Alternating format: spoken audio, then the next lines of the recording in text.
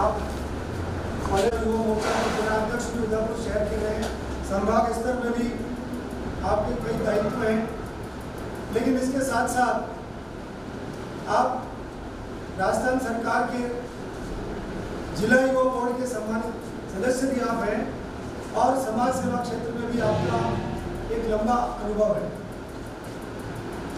मैं जब से डॉक्टर साहब से हमारी मुलाकात हुई है, करीबन 7-8 साल से हम परिचित हैं, क्योंकि आपका मार्गदर्शन एक ओजस्वी वक्ता के रूप में प्राप्त होता है और चूंकि युवा लोग होते हैं उसमें ऐसे वक्ताओं का अपना एक बहुत बड़ा स्थान होता है। तो मैं हमारे युवाओं के अधिकतर प्रशिक्षणों में डॉक्टर साहब को आमंत्रित करता हूँ और आप भी बड़े उत्साह के साथ में, और मुझे कहते हुए बड़ा गर्व है कि पूर्ण तैयारी के साथ, यूँ नहीं कि पवन जी ने बुलाया गया और डॉक्टर होके ना गया, ऐसे नहीं, पूरी तैयारी के साथ बिंदु बनाकर और एक सुव्यवस्थित तरीके से आप पधारते हैं और युवाओं के साथ अपने विचारों को शेयर करते हैं और टू वे ट्रैफिक भी रखते हैं।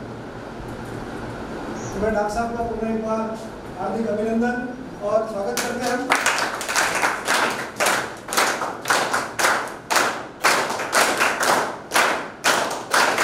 मैं चाहूंगा कि हमारे वकील साहब भीलवाड़ा से, भाई साहब इसमें 4 जिलों के युवा साथी हैं, डूंगरपुर, बांसवाड़ा, भीलवाड़ा, चित्तौड़। मैं वकील साहब से अनुरोध करूंगा, हमारे भीलवाड़ा के साथी हैं, एबीवीपी के भी बड़े सक्रिय कार्यकर्ता हैं, शर्मा जी आए और आदरणीय अभिनंदन करें भाई शर्मा जी।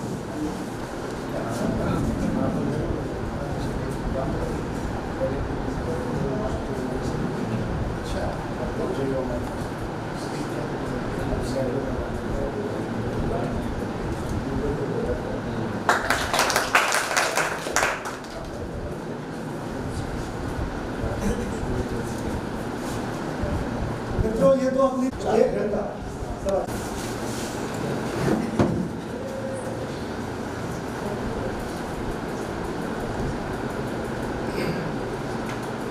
भारत माता की जय, भारत माता की जय।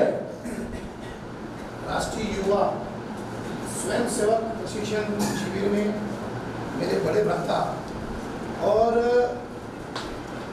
जिनसे मैं व्यक्तिगत बहुत प्रभावित हूँ। ठीक है, ये तो सरकार का एक प्रबंधन का विषय होता है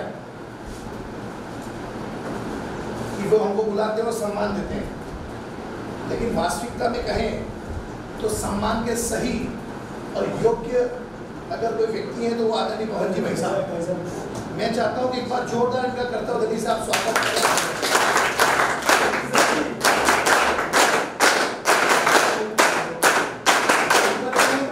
बांसवाड़ा, चित्तौड़ और भीलवाड़ा ये मेरे सभी युवा भाई और प्रशिक्षणार्थी, आपका भी मैं उदयपुर के एक नागरिक होने के नाते आप सबका स्वागत करता हूं और अभिनंदन करता हूं। आपके लिए भी ताली बजाओ। साथियों, बहुत छोटे छोटे विषयों को पर 2 भागों में आज बात करेंगे। एक तो युवा नेतृत्व, दूसरा जीएसटी। दोनों ही चीज अपने लिए बहुत आवश्यक है क्योंकि दोनों ही काम में हम लग रहे हैं। बहुत खुशी की बात है कि आज युवा बहनें भी हमारे बीच में है, इनका भी बहुत बहुत स्वागत और अभिनंदन। विवेकानंद जी ने कहा था, उठो जागो और तब तक मत रुको जब तक अपने लक्ष्य की प्राप्ति नहीं हो जाए। ऐसे ही उस व्यक्ति ने नहीं कहा। युवाओं के प्रेरणा पाते वो व्यक्ति बिल्कुल सही और सटीक शब्दों में उन्होंने कहा कि उठो और जागो। सबसे पहले तो आलस छोड़ो, तब तो आप उठ पाओगे, और जागो और तब तक मत रुको जब तक आपका जो अचीवमेंट है, जो आपका टारगेट है, जो आपका लक्ष्य है वो पूरा नहीं हो जाए। और मेरा युवा साथी, जिसको हम युवा कह रहे हैं, ये ऐसे युवा नहीं है सकते और रुक सकते। युवा शब्द है, युवा दो है ना अक्षर, यू और वा। और प्यारा शब्द भी है और बहुत गंभीर शब्द भी है और बहुत मस्ती भरा शब्द भी है। कैसे? युवा यानी युद्ध, इसके अलावा तो थोड़ा अपने पास उत्तर की है। इसको उल्टा करो, वायु, ये वायु के समान है, मेरा ये युवा वायु के समान है। अगर ये सही रहेगा, मन मस्त होगा, काम करने का मन होगा, तो देश की दशा और दिशा दोनों बदलेगा। लेकिन ये विफल जाएगा। जिस प्रकार से वायु है, अगर वो बिगड़ जाती है तो तूफान का रूप ले लेती है, सुनामी का रूप ले लेती है, तहस नहस कर देती है। यदि ये युवा सही मन से चल रहा है तो बहुत आगे उन्नति कराएगा, देश को भी, समाज को भी, खुद को भी, अपनी टीम को भी। अगर वो बिगड़ गया तो देश की दशा भी बिगड़ेगी, देश की दिशा भी बिगड़ेगी। प्यारे साथियों, मैं आपके बीच में समय पर नहीं पहुंच पा रहा था, 5 मिनट आगे पीछे हो रहा था, और मुझे कुछ समय प्रबंधन पर भी आपसे बात करनी है। उसके लिए मुझे समय प्रबंधन पर बात करनी, तो मुझे समय पाना है। तो मैंने भाई को आपको मैसेज किया, मैंने कहा भाई साहब मैं 5 मिनट प्लस माइनस हो सकता हूँ। क्यों? क्योंकि मेरे कारण वहाँ बैठे हुआ एक एक व्यक्ति कहीं इंतजार नहीं करे। ये समय प्रबंधन का पहली शर्त है, और एक गुड लीडरशिप की भी शर्त है कि आप अपने समय पर जाएं। जैसा कि भाई साहब ने बताया कि हमको बोलना है, मैं बिना तैयारी के नहीं बोलता, मेरा नेचर है। क्योंकि मुझे अगर किसी के सामने बोलना है तो वो सामान्य व्यक्ति नहीं, सब असामान्य लोग हैं जिनके बीच में मुझे मेरा विषय रखना है, लेकिन उसके पहले मुझे तैयार होना पड़ेगा। मैं एक बहुत अच्छी बात बताता हूँ। हम मंदिरों में जाते हैं और घंटा बजाते हैं, क्यों बजाते हैं? बताओ, कोई भी तो रिलैक्स होकर बताओ, क्यों बजाते हैं? मैं बताता हूं। सबसे पहले वो शुभ का प्रतीक है। किसका प्रतीक है? शुभ का। शादी ब्याह में ढोल नगाड़े क्यों बजाते हैं? शुभ का प्रतीक है। लेकिन मैं इसको मस्ती भरी भाषा में कहूँ तो मेरे दूल्हे को सोचने का मौका नहीं देते, उसको उलझाते हैं। तो अगर उसको पता पड़ जाए कि मैं फंस रहा हूँ तो उतर के घोड़े से भाग जाए, इसलिए उसको ढोल नगाड़े में उलझाते हैं। ये तो हुई एक बात। लेकिन भैया वो शुभ का प्रतीक, वो खुशी का प्रतीक है। तो हे नाथ, मैं तेरे द्वार आ रहा हूँ, मैं घंटा बजा रहा हूँ, वो शुभ का प्रतीक है। मैं बहुत खुश हूँ कि मैं आपके द्वार में दर्शन करने आया हूँ। मैं आपको, आज मेरे कर्म क्षीण होंगे और मेरे पाप कम होंगे आपके दर्शन करने से। कौन कौन भाई है जो मंदिरों के दर्शन नहीं करते? मंदिर जिसके भी आप मानने वाले हैं, मेरे को उसको नहीं चाहिए। लेकिन लगा हुआ घंटा सिर्फ इसका ही प्रतीक नहीं है। जैसे आप उसको बजाते हैं, उसके निकलने वाली आवाज आपके दिमाग को चोट करती है, और जो आप सोच रहे हैं घर से आते वक्त कि मेरे को पीछे ये काम करना, मुझे ये काम करना, मुझे ये काम करना, उसकी चिंतन श्रृंखला टूटती है। ऐसा ही मंदिरों में दिशाओं पर भगवान नहीं विराजमान करते हैं, उसके भी कारण। ऐसे ही महिलाओं के मस्तक पर तिलक, बिंदी, युवाओं के तिलक, महिलाओं के बिंदी और सिंदूर नहीं, वासना की भावना पैदा होती है। वो देखते टूटे नहीं, ये किसी की परिवार की बहू, और वो सुहागन की निशानी होती है।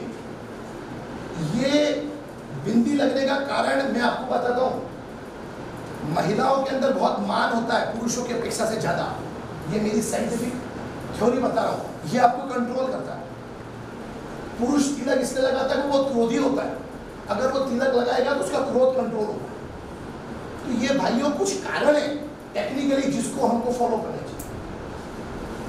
विवेकानंद जी ने कह दिया कि अपने लक्ष्य की प्राप्ति करनी है तो लक्ष्य की प्राप्ति करो, लेकिन उसके पहले हमारा गोल तय होना चाहिए, हमें क्या करना है। ऐसे ही हमारे देश के महानायक ने कह दिया और हम पीछे लग जाएंगे। आपका जब तक निर्धारण नहीं होगा, आप घर बैठे और 5 चीजों पर काम करें। भाषण देने की 5 चीजों पर आप काम करें। आप अपनी कॉपी निकालें और तैयार हो जाए। सबसे पहले वाचना, प्रश्ना, प्रश्न यानी पूछना, वाचना यानी पढ़ना, प्रश्ना यानी पूछना, अनुप्रेक्षा यानी बार बार चिंतन करना, आमनाएं, वाचना, प्रश्ना, अनुपेक्षा, आमनाएं, आमना यानी पाठ करना, आमना यानी पाठ करना। और फिर होता है 5वां वक्तव्य अथवा उपदेश अथवा स्पीच अथवा भाषण। वाचना, रचना, अनुपेक्षाएं, आमनाएं, उपदेश। 5वां पॉइंट क्या लिखा, कोई भी बताओ।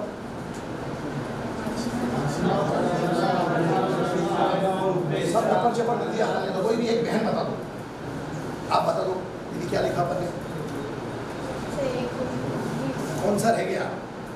वाचना, प्रश्न, आमना, उपदेश। वाचना, प्रश्न, अनुप्रेक्षा, अनुप्रेक्षा, आमना और उपदेश। ये पेपर ये ठीक नहीं। कोई बात नहीं, लेकिन इसको सुनो सुनो, कोई बात नहीं, कोई बात नहीं। मैं मेरे लास्ट टाइम कौन सा भाषण था वो इसके अंदर लिखा है, तो ये थोड़ा सा सब कोई बात नहीं, ओके, जब हम उसको ठीक करें, इसको लिखना ये बहुत महत्वपूर्ण विषय है। कोई बात नहीं, कोई भी बात होती पर वो भी हाँ हाँ हाँ, अपने को अपनी डायरी में लिखना है। कोई भी स्पीकर आपके बीच में आ रहा है, वक्ता आ रहा है, वो उसका लेवल कम ज़्यादा हो सकता है, लेकिन उसके बातों में दम होगा, वो अपने को सिखाएगा। क्योंकि हमको भी आपसे सीखने का मौका मिलेगा और आपको भी हमसे सीखने का मौका मिलेगा। वाचना, सबसे पहले हमको किस विषय पर बोलना है उसको हमको पढ़ना है। पढ़ने के लिए हमको कलेक्शन करना है, समझ में आएगा। जैसे मुझे अगर जीएसटी पे बोलना है तो मुझे जीएसटी की बुक्स लानी पड़ेगी, पहले मैं बुक्स लाऊंगा, उसको पढ़ूंगा। वाचना बिल्कुल शांत मन से। और एक बात का ध्यान रखना, ऐसा मत करना जैसे हम बचपन में करते थे कि इधर तो टेप चल रहा है, टीवी चल रही है और मैं पढ़ रहा हूँ। नो, वो नहीं, एग्जाम नहीं है ये, ना एग्जाम के लिए ठीक है और ना आपके लिए ठीक है। बिल्कुल शांत, हो सके तब तक एकांत। किसी भी चीज की तैयारी करनी है, चाहे पढ़ाई हो, इसको आप पढ़ाई में भी घटा लेना, अपनी स्टडी में भी काम आ जाएगा। अगर आपको कॉम्पिटिशन एग्जाम देना है तो पहले पढ़ाओ, फिर नहीं समझ में आए तो गुरुजनों से पूछो, फिर उसका बार बार चिंतन करो, फिर बार बार पाठ करो और फिर उसको लिखो अथवा उपदेश दो। आपको ध्यान में आ रहा है ना ये विषय कि नहीं आ रहा है? अगर आपने इस 5 पॉइंट को अगर अपने जीवन में उतार दिया, मेरा दावा है आप भूलोगे नहीं, चैलेंज है मेरा। इस 5 को फॉलो किया तो भूलोगे नहीं। अब जैसे दीदी ने आमना उड़ा दी तो भूल जाओ, क्रम है, इस क्रम को फॉलो करना पड़ेगा, तो आपका उपदेश भी बराबर होगा, आपका भाषण भी बराबर होगा, जो आप पढ़ के लिखने वाले हैं वो भी बराबर हो जाएगा।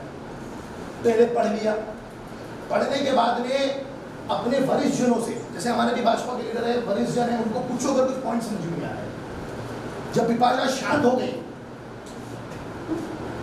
उसका चिंतन करना शांत बैठकर कि आखिर विवेकानंद जी में ऐसी क्या विशेषताएं थी कि वो हमारे नायक हैं और वो युवा नहीं बन पाया, कारण चिंतन। तो बहुत सारी चीजें आपको विषय ध्यान में आएगा, समय अभाव कारण मैं वो विषय नहीं रख रहा हूं, लेकिन वो क्यों युवाओं के नायक बने इसके पीछे कुछ कारण। फिर जो हमने पढ़ा, जो पॉइंट से उसको दोहराना, बार बार दोहराना मन में। वाचना, प्रश्न, अनुपेक्षाएं, आमनाएं, उपदेश। वाचना, प्रश्न, समझिए ना, पॉइंट्स बनाओ और पॉइंट्स करके दोहराओ। हमको रटना नहीं है, क्या बोला मैंने? रटना नहीं है कि आज आपने याद किया और कल आगे पाठ और पीछे सपाट। नो, उसके बाद अगर ये चारों पॉइंट आपके क्लियर हो गए तो मैं कह रहा हूं आप उपदेश, आप भाषण, आप वक्तव्य देने के लिए रेडी हो जाओगे, एक युवा वक्तव्य। इन 5 पॉइंट्स को अपने को फॉलो करना है। दूसरा, खुद को बदलना है तो धारणाएं बदलनी पड़ेगी। होता क्या है, हम सामने वाले को बदलने जाते हैं। मेरी भाषा में गलत है। मैं ट्रेन से आ रहा था, मैं जयपुर था परसों, मैं ट्रेन से आ रहा था तो जिस क्लास में थर्ड एसी मेरा टिकट था, तो एक सामने एक महिला मूंगफली खा रही थी और वहीं फेंक रही थी। बहुत देर हो गई, मुझे रहा नहीं गया, मैंने कहा भाभी जी मैं थैली दे देता हूँ, आप थैली में रखो, क्योंकि इससे गंदगी आपकी भी हो रही है और हम बैठे हमको भी बुरा लगता है। अरे भैया ये तो ट्रेन वालों का काम है सफाई करना। मैंने कहा ट्रेन वालों का काम नहीं भाभी जी, अपना, आपका और मेरा काम है। उसको इतना बुरा लगा ये शब्द कि रात से लेकर सुबह तक उसके बच्चे के द्वारा उसने ऐसा कोई काम नहीं होने दिया जो सामने वाले को बुरा लगे। और वो जब भाभी जी जब सुबह जा रही थी तो मेरा नाम पूछ के गई और वो पूछी गई भैया आपने मुझे अच्छी चीज़ सिखाई, आपने बोला मुझे तो बुरा तो लगा लेकिन मुझे कुछ सीखने मिला था। क्या गया मेरा, क्या गया? मैं खुद तो बदलूं भैया पहले, फिर सामने को बदलने का प्रयास करूँ ना। मैं तो गंदगी कर रहा हूँ। जैसे कि मैंने आपको समय प्रबंधन के लिए कहा कि मैं तो लेट आ रहा हूँ और आपको समय प्रबंधन की बात कर रहा हूँ, वो ठीक नहीं। आप सभी युवा हैं और एक बात का हमेशा ध्यान रखना है कि बहुत तैयारी करते हैं, हो सकता है मुझे भी मेरा कुछ लक्ष्य कभी कभी नहीं मिलता तो हम हताश हो जाते हैं। इस हताशा से उभरने के लिए आपको मेंटली प्रिपेयर होना पड़ेगा। और एक शब्द जो मैं प्राय इन नेहरू युवा केंद्र की मीटिंगों में कहा करता हूँ वो आपको भी कहना चाहता हूँ कि एक लाइन जीवन में हमेशा याद रखें हम सभी, जो होता है वो अच्छे के लिए होता है। क्या याद रखना है? उसको लिख लो और अपने बेडरूम में, अपने स्टडी रूम में, अपने अध्ययन कक्ष में इसको लिख के लगा दो कि जो होता है वो अच्छे के लिए होता है और जो होगा वो भी अच्छे के लिए होगा। क्या लिखा? बोलिए, क्या नाम है आपका? मीनाक्षी। क्या लिखा अपन ने? जो होता है वो अच्छे के लिए होता है, जो होगा वो अच्छे। Very good. अब इसको अपन एक दृष्टांत और कहानी के माध्यम से समझते हैं। लिख लिया? क्या लिखा? जो होता है वो अच्छे के लिए होता है। Very good. मैं पहले पॉइंट को पकड़ रहा हूँ, जो होता है वो अच्छे के लिए होता है। सबका ध्यान इधर, सबका ध्यान इधर। क्या क्या है? बहुत अच्छा दृष्टांत जो आपके जीवन में उतारने लायक है, वो आप इसको आज दिमाग में फिट कर लो।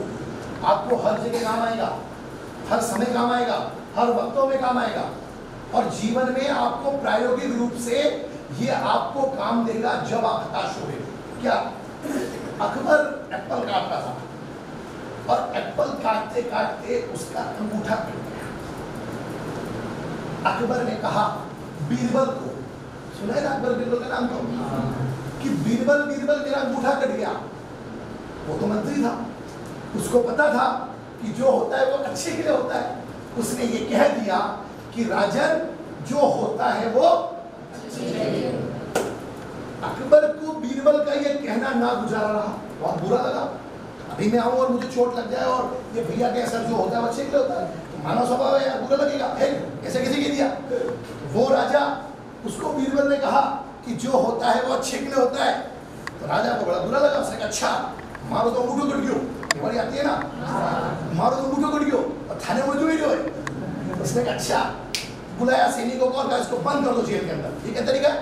बदतमीज है, मेरा तो अंगूठा कट गया। यूँ कहना चाहिए महाराज गलत हो गया, बुरा हुआ, नहीं होना था यार, थोड़ा ध्यान रखते, जो भी अपन कहते हैं प्राय। तेने यार यूँ कहा कि जो होता है वो अच्छे के लिए होता है। बहुत बुरा लगा, राजा ने उसको जेल बंद कर दिया। रात भर उसको बड़ा विकल्प रहा कि बीरबल ने मेरे को बड़ा बुरा शब्द कहा, जो होता है वो अच्छे के लिए होता है, उसको अच्छा नहीं लगा। सुबह वो उठा और उसका जो नियमित कार्य था, सप्ताह में एक बार शिकार करने जाना, वो शिकार करने साहब अपने घोड़े पे निकल पड़े। जब वो घोड़े पे शिकार करने निकल पड़े तो बड़ा सा एक गड्ढा था। वो गड्ढा तो था हाथी महाराजों को गिराने के लिए, पकड़ने के लिए, लेकिन उसमें हाथी महाराज तो नहीं गिरे और अकबर महाराज गिर गए। बड़ा गड्ढा था, इतना गहरा था कि वो अकबर वापस बाहर नहीं आ सकता था और वो गिर गए। अकबर साहब गिर गए तो पीछे छोटी सी टुकड़ी थी 5-7 सैनिकों की, क्योंकि युद्ध लड़ने थोड़ा जा रहे थे, शिकार करने जा रहे थे, इतनी सेना की क्या जरूरत है। अब वो राजा के पास तीर कमान थे, तलवारें, सब अंदर गिर गई। पीछे 4 पैदल सैनिक थे, एक घोड़े में और था। उन्होंने कहा यार महाराज को बाहर कैसे निकाले, चलो चलो चलते हैं और सब सामग्री लेके आते हैं, महाराज को बाहर निकाले। बहुत गहरा गड्ढा था, 30 फीट। अब सब वो उधर गए। अब ऐसा तो था नहीं कि कोई मोबाइल था उनके पास में, ऐसा तो था नहीं कि उनके पास में कार थी, ऐसा तो था नहीं कि उनके पास में कोई वायरलेस था मैसेज कर दे, पुराने जमाने की बात थी। वो पीछे गए और पीछे से जाने के बाद इधर कबीले के लोग आए और उन्होंने कहा वाह, आपने कहा तो जोरदार शिकार गिरा, देखा हाथी नहीं है तो इंसान है, लेकिन ये तो बड़ा सजा धजा है, मुकुट है, मोती का हार है, सोने के बड़े बड़े कंगन है, तलवार भी चांदी की है, ये तो बड़ा जोरदार, अपने को तो साहब शिकार मिल गया, इसको निकालो। और वो नीचे उतरते 15-20 और उसको पकड़ते हैं, बांध देते हैं। राजा लड़ता भी है, 2-4 उसमें घायल भी होते हैं, लेकिन वो अंततः गतवा, चूंकि राजा को चोट लग जाती है इसलिए वो उसको पकड़ के बाहर निकालते हैं और अपने कबीले के सरदार के पास ले जाते हैं। कबीले के सरदार को बोलते हैं, साहब हम आपके बीच में एक बहुत अच्छा ये शिकार लाए। उनका ये शिकार नहीं है साहब, ये तो देवी का भोग है, इसकी बलि चढ़ा दो। बलि चढ़ा दो, तो कबीले के सरदार का आदेश आया, बलि चढ़ानी है साहब, बलि के लिए तैयार करो, क्योंकि उसने तो राजा महाराजा के कपड़े पहने थे और बलि की अपनी एक ड्रेस होती है, उसको नहलाना धुलाना पड़ता है, तैयार करना पड़ता है, उसको नहलाया धुलाया जाता है और बात हाथ बंधे में, और वो दुखी हो रहा है कि मैं कहाँ फंस गया भाई, मेरा तो आज दिया बाचा हो जाएगा, मेरा तो खत्म जीवन। लेकिन एक नियम होता है इन कबीले के सरदारों का, उनका एक व्यक्ति होता है तो उसको पूरा चेक करता है। वो जब चेक करता है तो कहता है, महाराज गजब हो गई, उसका तो अंगूठा कटा है, झूठन है, वो तो देवी को नहीं चढ़ सकता, वो इसको तो भाई इज्जत छोड़ना पड़ेगा, ये तो मेहमान हो गया बंदा। और मीनाक्षी उस राजा को जो बलि के लिए लाया गया था, उसका अंगूठा कटने की वजह से उसको अतिथि के रूप में सत्कार किया गया, रबड़ी पानी पूरी खिलाई गई और बाइज्जत वही छोड़ा गया जहां से उसको लाए थे, खड्डे में नहीं लगा, हाथ छोड़ा। उसने कहा था मैं जाऊंगा कैसे, तो घोड़ा भी दिया साहब, उतने में सेना भी आ गई थी, बहुत बड़ा लश्कर आ गया था, राजा साहब राजा को ये क्या हो गया, ये क्या कपड़े पहने, क्योंकि परंपरा है कि अतिथि को तो अतिथि के तरीके से तैयार किया जाएगा। अब देख रहे सब पत्ते बंधे हुए राजा के, यहाँ पे ड्रेस अलग है, तो कबीले की वो मुकुट है, लेकिन राजा ठीक है। राजा बड़ा विचलित होता है साहब उस 4-5 किलोमीटर में कि यार ये क्या हो गया, मेरे को अंगूठा नहीं कटा होता तो मेरी बलि चढ़ जाती। बीरबल ने सही कहा, जो होता है वो अच्छे के लिए होता है। वो गया दौड़ा और जैसे ही जेल खोली और उसके पाँव में गिर गया और कहा, अरे बीरबल ने सही कहा यार, तू मेरा सच्चा नवरत्न है, जीवन में जो होता है वो तो ऐसा नहीं था। बीरबल ने कहा, महाराज आप मेरे क्यों पाँव पकड़ रहे, पाँव तो मुझे आपके पकड़ने चाहिए थे। फिर अकबर वापस, क्योंकि बीरबल था, पढ़ते होंगे आप, मैं बहुत पढ़ता हूँ उसको और चढ़ा के कि क्यों भाई अब क्या हुआ। अरे महाराज मैं क्या कहूँ, आपने मुझे बंद किया, ये भी अच्छे के लिए हुआ। बड़ा आश्चर्यचकित होकर राजा देख रहा है, यार ये क्या हुआ, कि अब किसने क्या पिक्चर है भाई। अरे महाराज बड़ी घोड़ा में मूवी में तो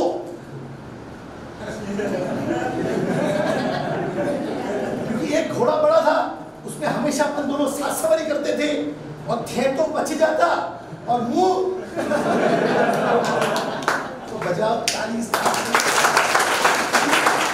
जो होता है वो अच्छे के लिए होता है और जो होगा वो अच्छे के लिए होगा।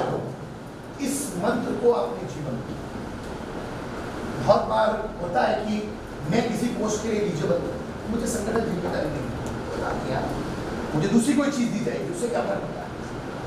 मैं भी बहुत ज्यादा उम्र का नहीं हूँ, आपके बीच में 36 ईयर का हूँ। और जैसा कि भाई साहब ने कहा कि आज के युवा के दिमाग के अंदर एक बहुत बड़ी गंदगी भर गई है, उसका नाम है विषयवासी। अगर आपको एक लीडर बनना है, अगर आपको एक वक्ता बनना है, और अगर आपको एक स्वयं सेवक बनना है, तो पहली शर्त है कि आपका चरित्र एकदम सही होना चाहिए। इसको लिख लो और इसको भी उसी बेडरूम के नीचे लगाना कि स्वचरित्र उत्तम होना चाहिए। क्योंकि आप किसी का फेस होना तो आपका वो फेस एकदम एप्रोप्रिएट, एकदम सुंदर, एकदम विधिवत होना चाहिए। सुंदर यानी मैं शरीर की सुंदरता से नहीं ले रहा हूं, संस्कारों से ले रहा हूं। स्वचरित्र उत्तम होना चाहिए। यार आप लिखते बड़ा धीरे धीरे, चलो आगे। इधर देखो कि कैसे कभी भी मैं मीनाक्षी, आपका क्या नाम है? संगीता। चलिए इधर से भैया, आपका इधर भैया का नाम क्या है? चेतन। चेतन मैं 2000 में कॉलेज का प्रेसिडेंट बन गया, सन 2000 में, और मेरी उम्र मात्र 19 साल थी। कॉलेज की भाषा में कहूँ तो एक उद्यम करने की उम्र में मैं कॉलेज का नायक बन गया था। 750 बच्चे के ऊपर जयपुर में। मेरे को चुनाव में वोट देने में सबसे ज्यादा अगर किसी ने प्रेम दिया तो मेरी बहनें थी। क्योंकि मैं सबको ब्रदर सिस्टर बोलता था, मेरे नेचर में बहन भाई। क्योंकि मेरे मन में वो विषय वासना मैंने तय कर रखी थी। एक बात का हमेशा ध्यान रखना, दोनों वर्ग है अपने पास में, मेल और फीमेल। औरत का तो चरित्र और पुरुष का ईमान अगर बिग जावे ना भाइयों तो कुछ नहीं सकता, ध्यान रखना। मुझे बहुत सारे लोग, जब मैं फ्लाइट में जाता हूँ, जब मैं सफर जाता हूँ, जब मैं वीआईपी के साथ रहता हूँ, तो बहुत सारी बहनें पूछ लेती है, सर आपकी गर्लफ्रेंड मिला है, क्या नाम है? डॉक्टर सीमा जी। कैसी है? ये देख, ये कौन है? डॉक्टर सीमा जी, बहुत अच्छी है। मैंने हाँ, वाइफ कौन है? बताता हूँ, ये है। तो वही है आपकी गर्लफ्रेंड? हाँ वही मेरी गर्लफ्रेंड है, वही मेरी लवर है, वही मेरी वाइफ है। ये मैं आपको असत्य नहीं बोल रहा हूँ, ये मेरे जीवन में उतारी हुई घटना बता रहा हूँ। आपका यदि चरित्र सही हुआ ना, तो देश के चरित्र निर्माण को वर्ल्ड की कोई ताकत नहीं रोक सकती। इसको आप लिख लेना। आज भी देश विश्व गुरु है, और आप जैसे भाइयों और बहनों ने कहा, अगर एक स्पीच मुझे अमेरिका में देनी होती ना तो वहां क्या होता? एक लड़का के पास में लड़की बेटी होती, वो उसका हाथ दबा रही होती, कभी कुछ। ये मेरे देश के अंदर परंपरा नहीं है। मेरा देश तो विश्व गुरु है, और वो सिर्फ नाम का विश्व गुरु नहीं है, वो कर्म का भी विश्व गुरु है। तो अगर आपको श्रेष्ठ युवा वक्ता बनना है, श्रेष्ठ युवा लीडर बनना है, अपने टीम की लीडरशिप करनी है, जिसमें आप नेहरू युवा केंद्र के स्वयं सेवक कहलाते हो, ये चीजें आपके मन के अंदर होनी चाहिए। ऐसा नहीं हो मुंह में तो राम और बगल में छुरी, भैया नहीं चलेगा। मैं प्राय मेरे मित्रों को पूछता हूँ, आप लोगों के लिए काम की बातें बहनों, प्राय मेरे साथियों को कहता हूँ जो मेरे साथ लीडरशिप करते हैं, हे आज जिनेंद्र जी आप तो सिद्धांतों की बात करते हैं। अरे भैया मुझे बताओ, देश के अंदर जो महान बने हैं, उनके सबसे पहले चरित्र देखना, उनके चरित्र बहुत अच्छा हो। किन्हीं भी लीडरशिप के पास चले जाओ, हो सकता है कभी कभी परिस्थितिवश चरित्रहीन को बना दिया हो। मैं शब्द बोल रहा हूं को सोच समझ के, क्योंकि आप सब युवा, जो नायक बनता है उसका चरित्र नंबर 1 होगा तो वो बन पाता है, बाकी वो फेल हो जाएगा। मैंने बहुत अच्छी स्टोरी लिखी है भाई साहब, उसको 475 लोगों ने शेयर किया, मेरी लाइफ के अंदर फर्स्ट टाइम मैंने ये साबित कर दिया कि चरित्रहीन महिला हो ही नहीं सकती जब तक पुरुष चरित्रहीन नहीं। हमने बड़े आसानी से कह दिया चरित्रहीन है। अरे भैया वो लड़की जब चरित्रहीन हुई तो उसके साथ में कोई पुरुष भी तो चरित्रहीन है, तभी तो वो चरित्रहीन हुई। तुम कैसे कह दोगे एक पक्ष के लिए?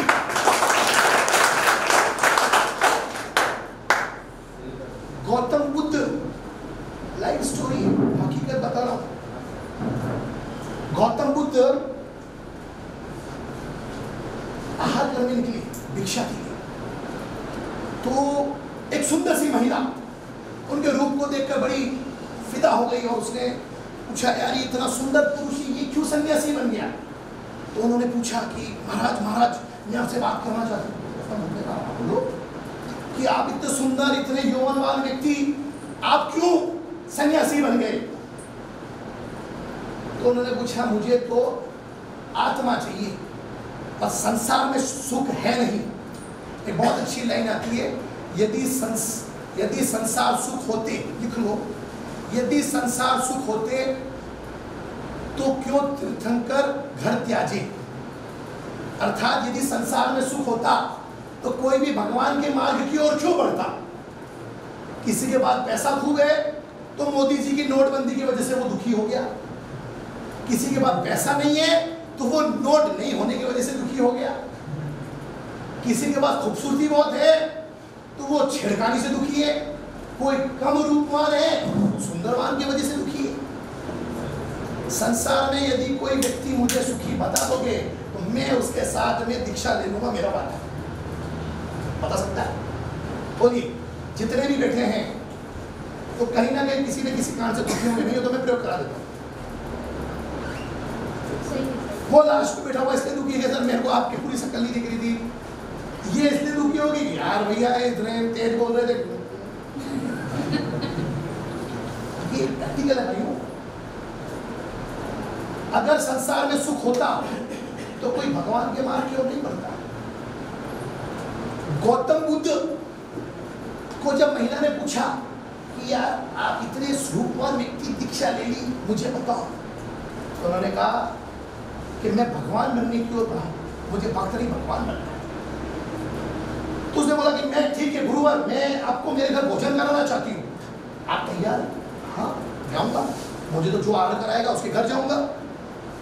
तो ये बात जब गांव में आपकी तरफ फैली तो गांव के एक सरपंच साहब जो थे उन्होंने बड़ा विरोध किया कि अरे मुनिराज ये क्या तरीका हो गया, आप एक चरित्रहीन महिला के ऊपर भोजन कैसे कर सकते हो? No no no no. महाराज ने कहा भैया तू तय करना करेगा, तय तो मुझे करना है ना, मुझे भोजन कहाँ करना है। तो बहुत समझाने के बाद उन्होंने बोला इधर आजा भैया। तो चरित्रहीन है, हाँ साहब।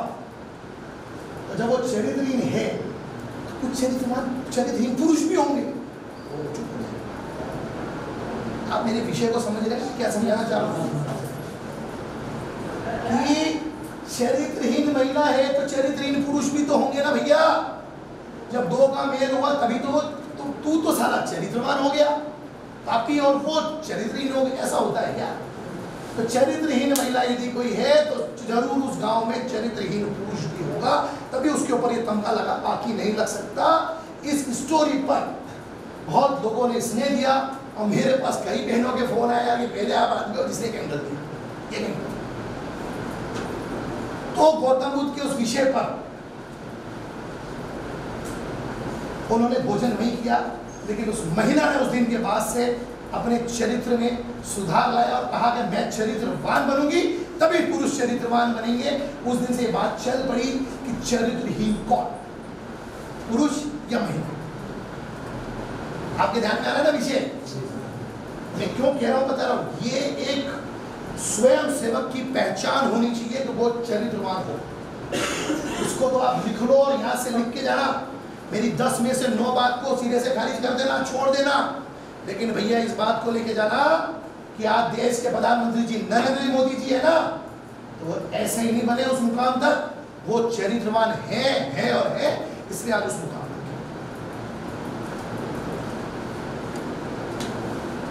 ये जितने भी लोग बैठे हैं, बहुत सारे वक्ता आपके बीच में आएंगे, बहुत सारे वक्ता आपके बीच में आएंगे। आपको कैसा श्रोता बनना है इसको आज आप सुन लो। इसके लिए भी कहानी सुना दूं? मजा आ रहा भैया आपके साथ आज, क्योंकि आप रुचि से सुन रहे हो। वो क्या होता है, मेरी ट्रेन चले ना पीछे, अगर आप सो जाओ तो मेरी तो गई, फिर मैं भी सो जाऊँ थोड़ी देर, फिर ट्रेन कहाँ जावे आप भी समझ लो, है ना कौन जी साहब? आप ये देखो कि श्रोता कैसा होना चाहिए। बता दो कि मेरे राज्य में 6 बजे के बाद, सूर्यास्त के बाद जो भी सामग्री बचेगी उसको राजकोष से खरीदूंगा। इससे खरीदूंगा, बड़ा मजा आ गया। जो बनियों को बड़ा मजा आ गया, जैनियों को बड़ा मजा आ गया। अरे आपको तो सामग्री मक्की तो ठीक, तो महाराज खरीदेगा। मंडी में गया, सब्जी मंडी को खुला, स्वामी ले जाओ, हमारी सब्जी ले जाओ, यो करो, परेशानी खत्म। बिकी वो ठीक नहीं, बिकी राजा खरीदेगा। और मंत्री दौड़ा दौड़ाया, मेरे हर पिक्चर में मंत्री मिलेगा, ध्यान रखना, हर स्टोरी में मंत्री मिलेगा। मंत्री दौड़ा दौड़ाया, महाराज गजब हो गई, गजब हो गई। अरे भाई कहीं भी हो कि महाराज एक मूर्तिकार है, बड़ा चोर है, तीनों मूर्ति एक जैसी है, लेकिन एक की मूर्ति की कीमत 25,000, दूसरे की 50,000, तीसरे की 1 लाख है। मानने का ये तो खड़गेला है, तो बेईमान है। मैं तो जनता के हित में काम कर रहा हूँ और वो जनता के पैसे का दुरुपयोग कर रहा है, राजकोष का दुरुपयोग कर रहा है, पकड़ के लाओ। पैसा पकड़ के लाए, बंदी बना के लाए, तीनों मूर्ति भी लाए। क्यों रे बेईमान, ये क्या है? तीनों तो एक जैसी है, एक की कीमत 25,000, एक की 50,000, एक की लाख। क्यों है महाराज? ये इनकी विशेषताओं के कारण है। आपको दिख तो एक जैसी रही है, सब श्रोता एक जैसे दिख रहे हैं, लेकिन किसी की कीमत 25, किसी की 50, किसी की लाख है, श्रोता की दृष्टि से। बाकी तो मेरा मूल्य भैया श्रवण की दृष्टि से किसी की 25,000 है, किसी की 50 और किसी के मूल्य। बता भैया क्या बात है, खोलो इसके हाथ। उसने बोला महाराज देखो, बड़ी मूर्ति मारो, धागो नाकू मारो, निकल जाए। धागा धागा निकल गया, वाह ये क्या लपड़ा महाराज? ये 25,000 की। अच्छा तो इसकी 50 क्यों भाई? महाराज देखो इसमें धागा यहाँ से लूंगा, मुंह से निकलता है। अरे वाह, करके पता है, अरे वाह वेरी गुड। इसकी अमूल्य और 1 लाख क्यों भैया? अरे महाराज ये तो गजब की मूर्ति है, ये दिख तो एक जैसी नहीं है, इस पर धागा में कहाँ से डालता हूँ, निकलता कहीं से भी नहीं है, पेट में बंटाता जाता है। यानी पहले श्रोता तो यहाँ से सुनेंगे और यहीं इनको देखे चले जाएंगे, आपकी बात आपको मुबारक। ध्यान मानिए बात। दूसरे मेरे भाई यहाँ से चुनेंगे और बड़ा विषय में दम था यार, ये था, चिंतन नहीं करेंगे, वो तीसरी वाली पिक्चर में लग जाएंगे, समझ आएगा, चिंतन नहीं करेंगे, वासना प्रश्न तो पूछ लेंगे और मजा आ गया, और बहुत अच्छी कहानी सुनी, ये हुआ, खत्म। तीसरे जो मेरे भाई हैं वो मेरे को चाहिए यहाँ से सुनेंगे, मंथन करेंगे, चिंतन करेंगे और उचित स्थानों पर उसका वक्तव्य करेंगे। वो है अमूल्य श्रोता, जिसकी कीमत 1। अब उस मूर्तिकार का क्या हुआ पता है? 1,75,000 रुपये उसको सम्मान मिल गए और सम्मान पत्र भी मिला। ये श्रोता की भी पहचान कि क्या सुनना चाहता है श्रोता। श्रोता सुनना चाहता है टेक्निकल वर्ड्स, और मैं यहाँ गीता सुना दूँ, मैं धर्म लिखना सुना दूँ, वो बोल हो जाएगा। उसका क्या मूड है उसको पकड़ना पड़ेगा। मैंने आते ही आपके चेहरे देख लिए तो मैंने समझा दिया भैया अपना जो विषय है वो फिट हो जाएगा। और आपके ऊपर सियारी होती और मैं आपको सब सुनना था ना, तो भाई साहब वो यहाँ से यहाँ निकाल देते हैं गारंटेड। इसलिए एक युवा स्वयं सेवक को विषय का प्रस्तुतिकरण उनके फेस को देके करना पड़ेगा। ये कला आपको आनी चाहिए, गॉड गिफ्टेड। ध्यान में आ रही है ना कि आप देखो कि सामने वाला क्या सुनना चाहता है, वो सुनना, वो आपको रीडिंग करना पड़ेगा। अब आप पूछोगे कि भैया ये कैसे होगा, वो रीडिंग करो, क्योंकि जैसे ही आप 2 मिनट बोलने लगोगे ना, उनके चेहरे के हाव भाव आपको पकड़ने पड़ेंगे। और मैंने आपके जैसे चेहरे देख लिया तो मेरे को समझ में आ गया भैया अपन जो विषय करके आए वो या फिट बैठ रहा है।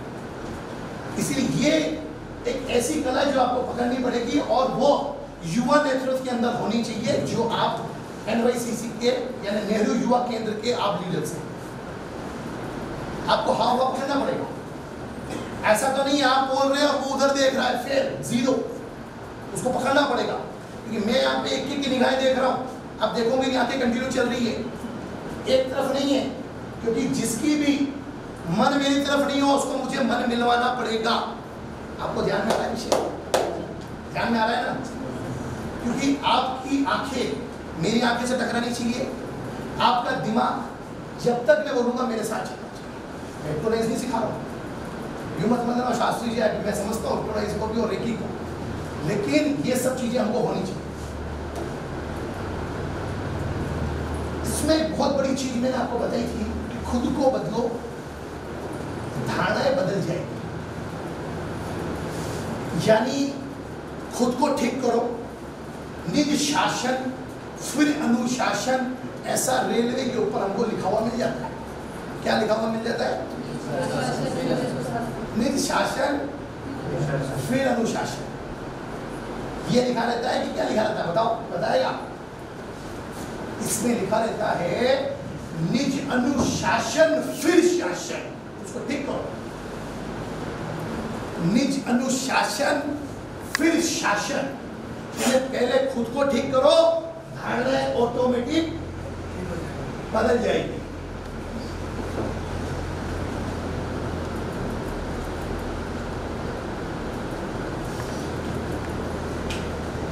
अब इधर देखो, आपको कितनी देर बोलना है। मेरा विषय समाप्त कर रहा हूं, हो गया मेरा विषय। फर्स्ट जो सत्र है 2 सत्रों में ना पढ़ने, आपको जितनी देर बोलना है वो आपके दिमाग के अंदर फिट होना चाहिए। आपके पॉइंट्स आपके पास होने चाहिए, क्योंकि पूरा वक्त तो नहीं लिख पाओगे, लेकिन पॉइंट्स लिख दो। समय प्रबंधन बहुत महत्वपूर्ण है आज के समय में। समय, किसी विषय को रखने के पहले 5 विषयों को और ध्यान रखना। फटाफट अपनी कॉपी खोलो, लिखो। सबसे पहला है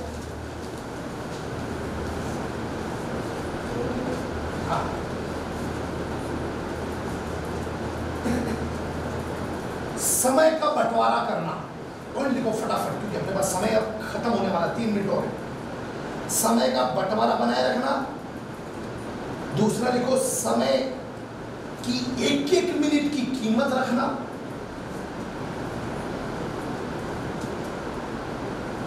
यात्रा में समय का उपयोग करना। बताऊंगा मैं, पॉइंट्स बताऊंगा सेकंड्स में।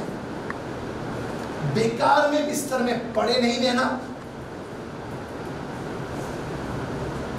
हमेशा मन वचन काय की एकाग्रता बनाए रखना। वापस बोलता हूं, समय का इस्तेमाल करना, बेकार में बिस्तर में पड़े नहीं रहना, मन वचन काय की एकाग्रता को बनाए रखना। क्या लिखा साहब, कौन बताएगा? अभी तक जो लिखा हो बताओ। हाँ जी, कौन बताएगा? मीनाक्षी तो लिखी नहीं है, बहुत अच्छा। और समय का बंटवारा नहीं, मीनाक्षी से नहीं। आपका क्या नाम है बेटा? राजेश्वरी। बताओ बताओ, एक ये बताइए, सुनो, बताइए। समय का बंटवारा बनाए रखना जी। समय की एक मिनट की कीमत रखना। बहुत बढ़िया। यात्रा में समय का उपयोग करना जी। फालतू में बिस्तर में पड़े नहीं रहना। बहुत बढ़िया। और मन वचन कार्य की पर एकाग्रता रखना। बहुत बढ़िया। ये ध्यान में आ गया? लिख लिया आपने सबने? अगला पॉइंट लिखो, अगला पॉइंट। और बताओ, मन वचन काय की एकाग्रता बनाए रखना, ये पॉइंट लास्ट रखा। इसके बाद अगला पॉइंट लिखो, बातचीत में समय वेस्ट न करना, बातचीत में समय बर्बाद नहीं करना, निरर्थक बातचीत लिख लो। इसके बाद लिख लो, निरर्थक विषयों पर समय बर्बाद न करना। और अंतिम, निरर्थक विषयों पर बातचीत नहीं करना। अंतिम लिख लो, समय जाया करने वालों से सावधान रहना, समय जाया करने वालों से सावधान रहना। ये समय प्रबंधन है साहब, ये ओनली फॉर समय प्रबंधन। किसी लीडर्स का क्या समय प्रबंधन होगा? अगर इस पॉइंट को आप कर लोगे तो आप फेल नहीं होंगे।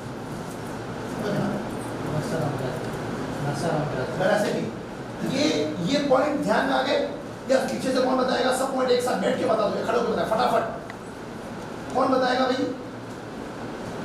कोई बताएगा ही नहीं, कोई बोलेगा नहीं? देख के बोलो, बोलो भैया। आपने नहीं लिखा, आपने हाँ हाँ हाँ, आप बोलो। कोई बात नहीं, हम सुधारेंगे ना यार, हम इसके लिए बताओ। सुनना भाई ध्यान से सभी।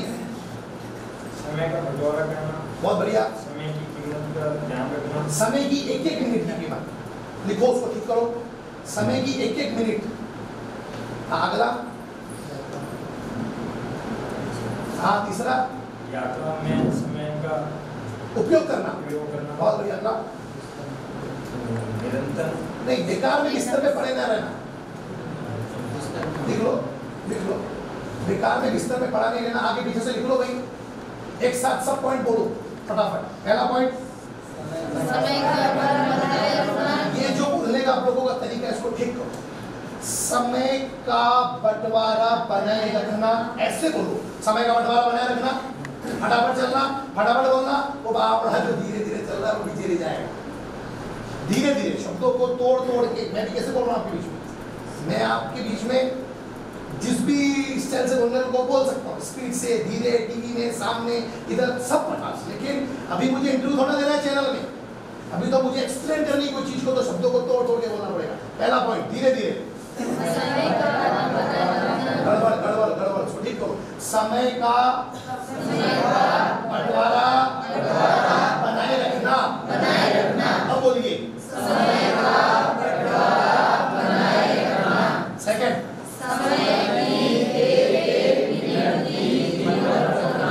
Okay, very good. आगे पड़े रहना कि ना रहना? ठीक है, आगे